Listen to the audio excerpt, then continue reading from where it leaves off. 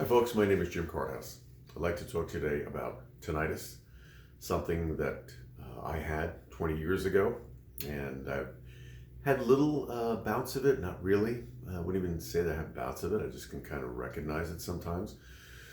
But I want to talk today about the fact that tinnitus is absolutely curable. I see a lot of information out there that says it's incurable, you have to accommodate to it, it could be a whole host of things.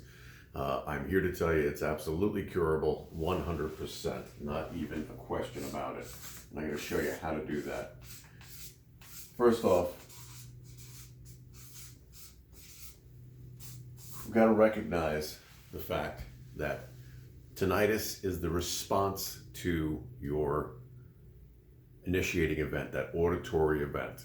Okay, and we'll get into that. I'm going to break these up into a couple of videos.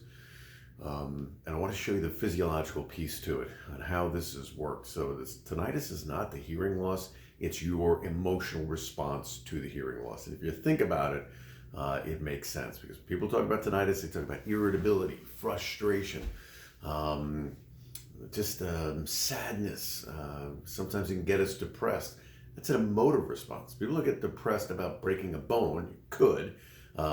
You get it mended, right? It's a physiological event. You break a bone, your body mends itself. Well, you taught your body, and we'll talk about that system here as we break these videos up, but you taught your body to fear that noise. It's not about the noise, it's about your fear of it. And that's why it's 100% curable.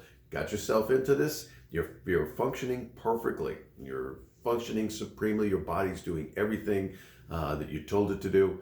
But you got yourself into this, you can get yourself out. And this spreads out. It doesn't just apply to tinnitus, it applies to panic disorder, PTSD, it applies to, I think, although I don't know the proof of it, but I think it applies to just about every type of anxiety disorder that you have. And it goes right to the core of how our brains function. So just to kind of kick this off, I want to tell you about, I'm not a doctor. I just was a helicopter pilot years ago, had a hearing loss, and then I got tinnitus. And it was during a very stressful time that I developed from chronic stress into chronic anxiety, and then into panic disorder. And I'll go through that in a separate video. And how I got to recognize what tinnitus really truly was. It was a kind of a stumbling upon it, if you will. But for now, I just want to kind of get through the basic piece of this. So tinnitus is 100% curable. It just absolutely is. And the way it works is there's an initiating event right here, whatever that might be. It could be, in my case, low-grade hearing loss.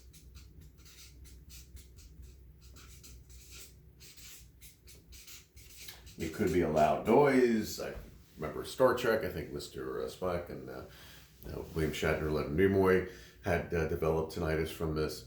But there could be an initiating event. That's fine, whatever it might be. It could be earwax. I've seen all sorts of things on the web. But it's not that initiating event. It's what you do with it. It's your emotive response to it. There's another color here. I'm excited. It's your emotive response. This is tinnitus. Excuse me, emotional response. This is the core of tinnitus right here. Basically what you've done is you've taken this noise, your body has picked up on it, you have taught your body, you've taught your limbic system, intellectually you've taught your limbic system, hey, this is a threat. Don't like hearing this noise. It's frustrating when I hear it, depresses me, wakes me up to hear this noise, it sounds like a freight train. That's an emotional response. Listen to the language of this thing. Again, when you have a normal sickness, but any other issue with your body, we don't talk in terms of frustration or emotional or fear. You could fear a disease, there's no question about it, and that could become larger than just the event itself.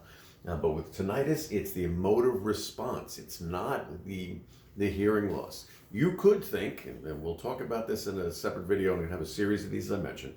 You could think that hearing in your ears is the best thing you've ever heard.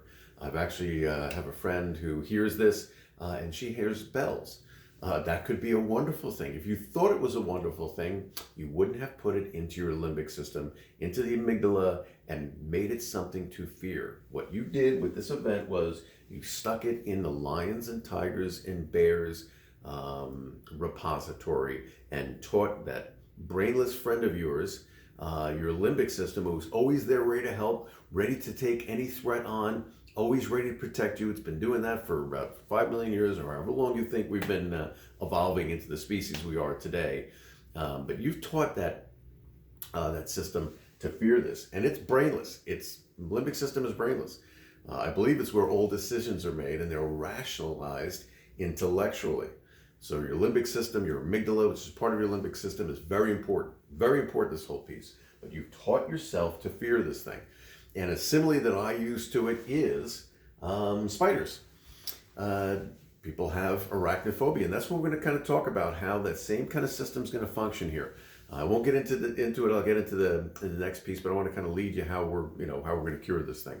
But if you think about it, spiders, little guys and ladies crawling around, harmless. Yes, you can come up with some strange Brazilian variability with it's 3 feet long and all this kind of stuff. For the most part, spiders are harmless. Go with me. And they're not out to attack you. They don't have little spider plots going on, but spiders are absolutely harmless to you. Yet, and to me, we see them, they crawl around, and they where are they? They're in the top of that corner of my room. As long as I know where they're at, I'm fine. It's ludicrous to fear spiders. 50 million of them couldn't do anything to you. Unless, of course, they figured out how to operate a gun or something like this, but they can't do that, and they don't want to do that. They're not nefarious, they don't have evil plots, but yet we fear them. To us, they're these little creepy crawly things, they move fast. To them, we are moving apartment buildings. It's scary when an apartment building moves towards you. That's what little spiders see. So that is not a rational response, right? But some of us have absolute fear.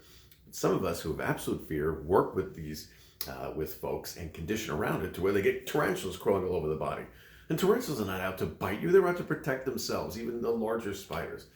Point simply is you have unreasonably made these spiders, if you have a phobia of spiders, you've put them into the lions and tigers and bears category, right? It's not logical. Spiders gave you that much problem, step on them. Don't do that. Save them, get them in a cup, get them out the door, but you want to step on them, whatever. Point simply is there's no threat. It's the same thing with this noise. Oh no, it's horrible, I hate it, I hate it, I hate it. You hate it because it's loud. It became loud because you put it into this box. That box has a bunch of tools. Chief among them is adrenaline. And your limbic system said, that irrational brain, that's we have 2 parts of our thinking here, right? We have fear, and we have a fear-based brain, our reptilian brain kind of, and we have our logical brain. And we hear this sound, we're like, oh, here it comes, and your imbecile brain, I shouldn't say it that way, but your fear-based brain, which can't reason, says, yikes, there's that noise, I'm going to listen for it. I'm going to listen for it, I'm going to turn the hearing up and listen for it. That's hyperacusis. You all of a sudden don't get, Superman type hearing out of the blue, right? Why are you so able to hear this? Because your limbic system is pumping up the system, pumping up your auditory system, waiting for that noise. Hey, you taught me to fear it. I'm on guard, ready to fear that thing. And I'm ready to listen for it. And even if you're sleeping, bam, if I hear that, man, I'm going to jump you up, ready to go, ready, to fight this thing, fight, flight, or freeze it, right? Remember that in your high school biology?